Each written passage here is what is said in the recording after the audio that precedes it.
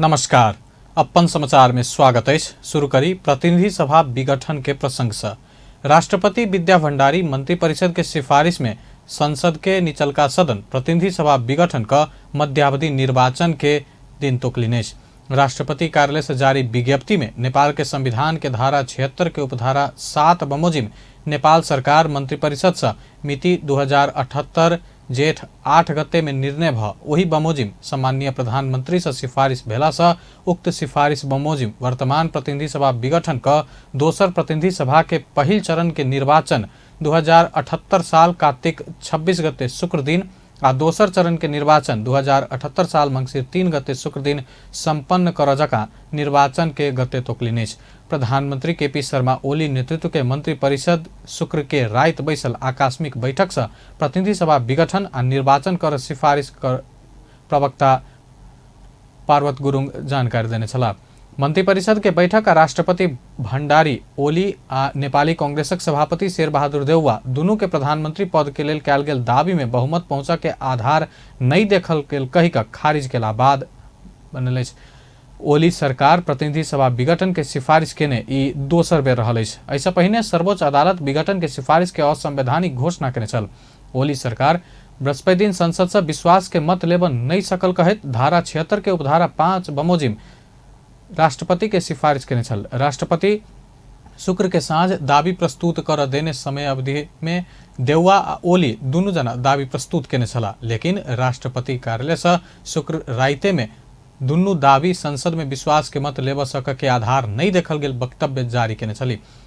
तैके बाद पहिल चरण के निर्वाचन 2078 साल कार्तिक 26 गते आ दोसर चरण के निर्वाचन 2078 साल मंगसिर 3 गते के लेल तोकल गेल।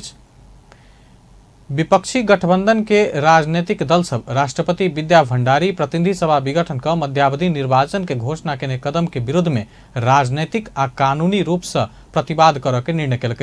सरकार के सिफारिश में राष्ट्रपति विद्या भंडारी शुक्र के मध्यरात में प्रतिनिधि सभा विघटन का कार्तिक 23 मंगसिर 3 गते निर्वाचन घोषणा केलने। एहि संदर्भ में साझा धरना बनावा बानेश्वर स्थित संसद भवन के लोत्से हॉल में बैसल नेपाली कांग्रेस, नेकपा माओवादी केन्द्र, नेकपा एमाले, माधव नेपाल पक्षधर, जनता समाजवादी पार्टी नेपाल के डॉक्टर बाबूराम भट्टराई, उपेन्द्र यादव पक्षधर आ राष्ट्रीय जनमोर्चा के संयुक्त बैठक संसद विघटन के प्रतिवाद करत राजनीतिक आ कानूनी लड़ाई लड़ निर्णय केलक।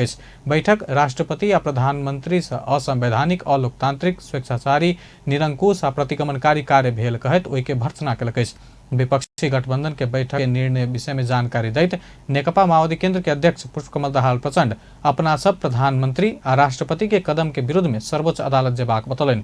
षड्यंत्र मूलक ढंग से प्रतिनिधि सभा के विघटन कैल गेल कहत अध्यक्ष प्रचंड सड़क आ अदालत से प्रतिरोध करबाक बतौलन। ओ अदालत संविधान के पक्ष में आ निरंकुशता के विरुद्ध में फैसला करे में विश्वास व्यक्त कलन।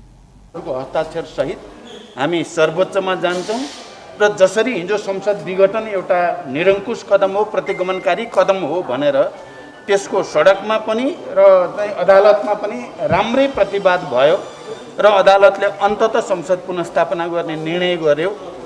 हामीलाई विश्वास छ बहुमत सांसद सदस्यहरूको हस्ताक्षर सहित हामी रिट निवेदनमा गइसकेपछि र संसदभित्रै अर्को विकल्प भएको कुरा प्रमाणित हिजो भएकै थियो। मध्यरातिमा बडो अपारदर्शी तरिकाले, बडो निरंकुश र षड्यन्त्रमूलक ढङ्गले जसरी संसद फेरि विघटन गरिएको घोषणा गरिएको छ त्यसको प्रतिवाद पनि त्यसरी नै गरिनेछ। सडकमा पनि र अदालतमा पनि हामीलाई विश्वास छ।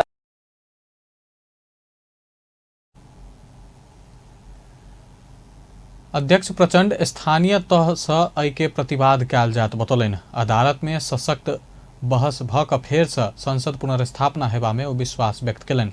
तहिना नेकपा माओवादी केन्द्र के नेता वर्चमान पुन अपना सब न्यायालय से उपचार खोजबाक बतौलन। संवैधानिक हो, यो अलोकतान्त्रिक हो र यो असंवैधानिक अलोकतान्त्रिक कदमलाई सच्याउन हामी राजनीतिक प्रतिवाद गर्छौं र यो असंवैधानिक कदम भएको हुनाले संविधानको उपचारको व्यवस्था हामी न्यायालय मार्फत पनि गर्छौं र हामीले हाम्रा सांसदहरूलाई काठमाडौँ बोलाइ पनि सकेका छौं। गठबन्धनको तर्फबाट भोलि नै हामी त्यो सांसदहरूको बैठक गर्छौं, उहाँहरूको परामर्श गर्छौं अनि हामी आवश्यक कानुनी प्रक्रियाहरू अगाडि बढाउँछौँ र यो चाहिँ खास गरी संविधान अनुसार प्रधानमन्त्री धारा 76 को उपधारा 2 बमोजिम नियुक्त हुनुभयो। उहाँले चाहिँ बहुमत देखाउन सक्दैन भन्नुभयो। हिजै मात्रै पनि 2 घन्टा अगाडि मसँग 93 सांसद छन्, म चाहिँ बहुमत बनाउन सक्दैन, त्यता जाँदैन भन्दै हुनुहुन्थ्यो। नेतापुन गठबंधन के तरफ से सब सांसद सबके काठमांडू बजायल गेल आ काल्हि रवि दिन सांसद सबके परामर्श बाद आवश्यक कानूनी प्रक्रिया आगा बढ़ायल जानकारी देलनि अछि। प्रधानमंत्री केपी शर्मा ओली माधव नेपाल पक्षधर सब प्रतिक्रियावादी शक्ति के सहयोगी भक निर्लजता पूर्वक कम्युनिस्ट आंदोलन के विरुद्ध में लागल बतौलनि अछि। शनि दिन प्रधानमंत्री निवास बालुवाटार में स्वर्गीय बुद्धि बहादुर राय माझी द्वारा लिखित पुस्तक पंचायती जेल में 13 वर्ष विमोचन में बजैत प्रधानमंत्री ओली माधव नेपाल पक्षधर के लक्षित करत नेपाल में इजोत निभाव के प्रतिक्रियावादी शक्ति सबके सहयोगी भक निर्लजता पूर्वक कम्युनिस्ट आंदोलन के विरुद्ध में लागल बतौलनि अछि। ओ कम्युनिस्ट आंदोलन के विरुद्ध में इतिहास में कहीं नहीं देखल जाए वाला अनुशासनहीनता आ अराजकता देखल गेल बतौलनि। अनुशासनहीनताको, अराजकताको र विपक्षीसँग मिलेर, विरोधीहरूसँग मिलेर नेपालमा छरिएको, नेपालभरि फिँजिएको उज्यालोलाई निभाउने देशी विदेशी जनविरोधी प्रतिक्रियावादी शक्तिहरू जुन छन्, तिनीहरूको हतियार भएर, तिनीहरूको सेवक भएर निर्लज्जतापूर्वक अहिले पनि आन्दोलनका विरुद्धमा लाग्ने तत्त्वहरू देखिएका छन्।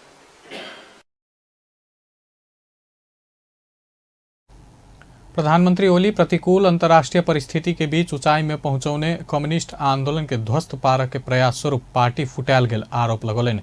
नेता पतित भ क बिका चुकला बाद आंदोलन के खत्म कर उद्यत रहल ओ आरोप लगौलनि। नेपाली कांग्रेस शनि दिन निकालने प्रेस विज्ञप्ति में राष्ट्रपति के अपमानजनक शब्द प्रयोग कयल गेल ओ कहलनि। नेपाली कांग्रेस के सभापति के स्तर से एहन भाषा देखल गेला से गणतंत्र के ख्याल नहीं रहल ओ बतौलनि। नेपाली कांग्रेसका सभापति शेरबहादुर देउवाजीको औपचारिक वक्तव्य हेरे राष्ट्रपतिलाई तपाईसम्म भन्ने सभ्यता नेपाली कांग्रेसमा रहेन। सभापतिको तहबाट राष्ट्रपतिको सम्बन्धमा बोलिएको भाषा तिमी, उनी, यसो गरिन्, यस्तो भाषा बोलिएको छ। अथवा सामन्तवाद प्रतिको दलाली त्यस ठाउँमा एउटा कुलीन घरानिया जन्मसिद्ध श्रेष्ठताको पाखण्डी सिद्धान्तको आधारमा आएको कुनै नालायक पात्र राजा नामको कोही हुन्थ्यो भने कस्तो कस्तो भाषा बोलेर, नेउरिएर, गुडल्किएर, हात मुसारेर के भाषा बोल्थे यिनै मान्छेहरू आज जनताका छोराछोरी सम्मानित पदमा पुगे भने त्यो। प्रधानमंत्री ओली नेकपा माओवादी केंद्र के अध्यक्ष पुष्पकमल दाहाल प्रचंड विगत 15 वर्ष जनता के विरोध में काज कर रहल बतौलनि। प्रचंड असभ्यता आ संस्कारहीनता के प्रतीक रहल बतौलनि। प्रधानमंत्री ओली नेपाली समाज के संस्कार युक्त समाज बनाव में जोड़ दिलनि। नेकपा माओवादी केंद्र प्रतिनिधि सभा विघटन के विरुद्ध सब संग एकताबद्ध भ राजनीतिक आ कानूनी संघर्ष के आगा बढ़ावा के निर्णय कलक अछि। शनि दिन पार्टी केंद्रीय कार्यालय पेरिस्टाडा में बैसल स्थायी कमिटी के बैठक से प्रधानमंत्री केपी ओली आ राष्ट्रपति विद्या भण्डारी मिलकर प्रतिनिधि सभा विघटन आ चुनाव घोषणा के असंवैधानिक तथा निरंकुश कदम लेने ठहर करैत एहि के विरुद्ध में अग्रगमन आ राष्ट्रीय स्वाधीनता के पक्षधर शक्ति संग एकताबद्ध भ क राजनीतिक आ कानूनी संघर्ष आगा बढ़ेबाक निर्णय कयल गेल नारायण काजी श्रेष्ठ जानकारी दिलनि। प्रधानमंत्री र राष्ट्रपति मिलेर जो असंवैधानिक निरङ्कुश अलोकतान्त्रिक र प्रतिगामी कदम चालियो त्यसको सन्दर्भमा सबै संविधान, लोकतन्त्र, अग्रगमन र राष्ट्रिय स्वाधीनताका पक्षधर सबै शक्तिहरूसँग एकताबद्ध भएर राजनीतिक र कानुनी सबै प्रकारको सङ्घर्ष अगाडि बढाउने निर्णय गरेको छ। आज मात्रै हाम्रो पार्टी नेपाली काङ्ग्रेस, नेकपा एमालेको माधव नेपाल समूह, सङ्घीय जनता समाजवादी पार्टी र राष्ट्रिय जनमोर्चाले संयुक्त रूपमा यो असंवैधानिक र प्रतिगामी कदमका विरुद्धमा एकताबद्ध भएर अगाडि बढ्ने निष्कर्षका साथ जो संयुक्त वक्तव्य प्रकाशित गरेको छ। बैठक आइए नेपाली कांग्रेस, माओवादी केन्द्र, नेकपा एमाले माधव नेपाल पक्ष, जनता समाजवादी पार्टी के बाबूराम भट्टराई, उपेन्द्र यादव पक्ष, राष्ट्रिय जनमोर्चा एकताबद्ध भ आगा बढ़ल निष्कर्ष सहित संयुक्त वक्तव्य निकालने पर स्वागत प्रकट केलक अछि। साथे अन्य सब राजनीतिक पार्टी सब, सामाजिक शक्ति, नागरिक समाज, पेशाकर्मी, बुद्धिजीवी लगायत सबके संविधान, लोकतंत्र, राष्ट्रीय स्वाधीनता के रक्षा के लेल एकजुट होबऽ अपील कयल गेल अछि। नेकपा एमाले के आकस्मिक स्थायी कमिटी बैठक माधव नेपाल सहित के 11 जना नेता सबके स्पष्टीकरण पूछे के निर्णय केलक अछि। प्रधानमंत्री निवास बालुवाटार में बैसल स्थायी कमिटी के बैठक से लिखित स्पष्टीकरण पूछबाक निर्णय कयल गेल अछि। विपक्षी सब संग मिलकर सरकार बनाबऽ के प्रयास केने कहैत स्पष्टीकरण पूछे के निर्णय कयल गेल प्रदीप कुमार गेवाली जानकारी देलनि। माधव नेपाल, झलनाथ खनाल, भीम रावल, रामकुमारी झाँक्री सहित के 11 सांसद संग स्पष्टीकरण पूछे के निर्णय कयल गेल अछि। सुरेन्द्र पाण्डे, घनश्याम भूषाल लगायत के नेता संग स्पष्टीकरण नहीं मांगल गेल अछि। स्पष्टीकरण पूछल गेल झलनाथ, माधव आ भीम रावल बाहेक सब समानुपातिक सांसद सब रहल अछि। पिछला 24 घंटा में देश भर थप 129 कोरोना संक्रमित के जान गेल अछि।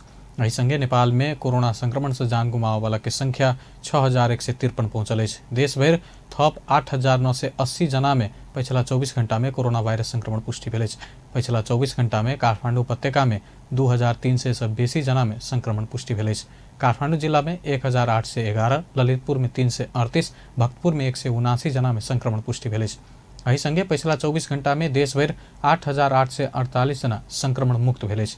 नेपाल में एखन 1,15,806 जना सक्रिय संक्रमित अछि। देश भर कोरोना संक्रमित के कुल संख्या 5,05,643 पहुंचल अछि, जाहिमे से 3,83,684 जना संक्रमण मुक्त भेल अछि। प्रदेश 2 में पिछला 24 घंटा में 4 से 63 कोरोना संक्रमित देखल गेल अछि। स्वास्थ्य निर्देशनालय देल तथ्यांक अनुसार धनुषा में 95, महोत्तरी में 28, परसा में 75, रौतहट में 17, सप्तरी में 77, बारा में 38, सर्लाही में 51, सिरहा में 73 आ अन्य प्रदेश के 9 संक्रमित देखल गेल अछि। प्रदेश 2 में कोरोना के कुल संक्रमित संख्या 29,572 पहुंचल अछि। प्रदेश 2 में पिछला 24 घंटा में 9 संक्रमित के जान गेल अछि। प्रदेश 2 में कोरोना संक्रमण से जान गुमावे वाला के संख्या 5 से 12 पहुंचल अछि। तहिना 19,128 संक्रमण मुक्त भ चुकल अछि। प्रदेश 2 में एखन 9,932 सक्रिय संक्रमित अछि। सप्तरी के रूपनी गांवपालिका वार्ड 3 में करेंट लाग एक महिला के आइ भोरे जान गेल अछि। अपने घर में जरान रहल टीवी के स्विच ऑन कर क्रम में करेंट लाग के घायल भेल छली। घायल के उपचार के लेल नजदीके रहल अस्पताल में ल जाइत काल जान गेल। जिला प्रहरी कार्यालय सप्तरी के डीएसपी माधव प्रसाद काफले जानकारी देलनि अछि। आब अंतर्राष्ट्रीय समाचार।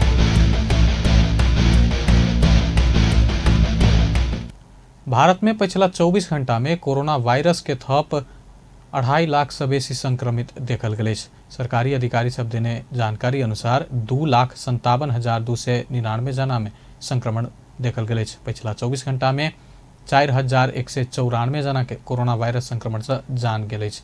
पिछला 24 घंटा में भारत में 3,57,630 जना संक्रमण मुक्त भेल अछि। भारत में एखन धरि 2,62,89,000 से बेसी कोरोना के संक्रमित अछि।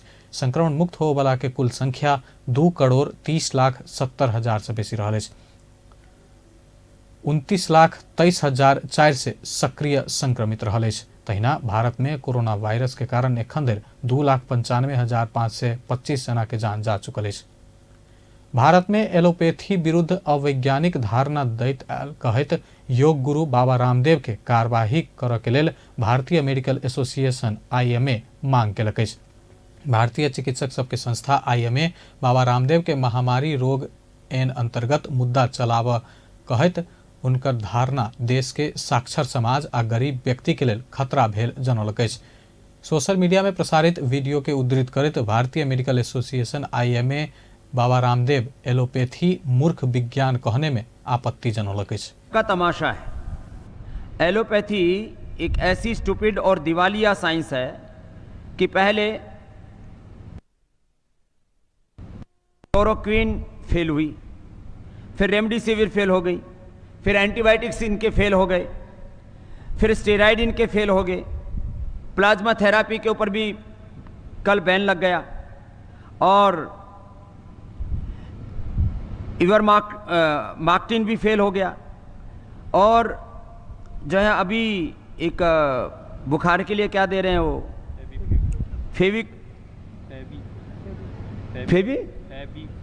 फेवी फ्लू, वो भी फेल है। जितने भी दवाएं दे रहे हैं, फिर लोग कह रहे हैं तमाशा हो क्या रहा है।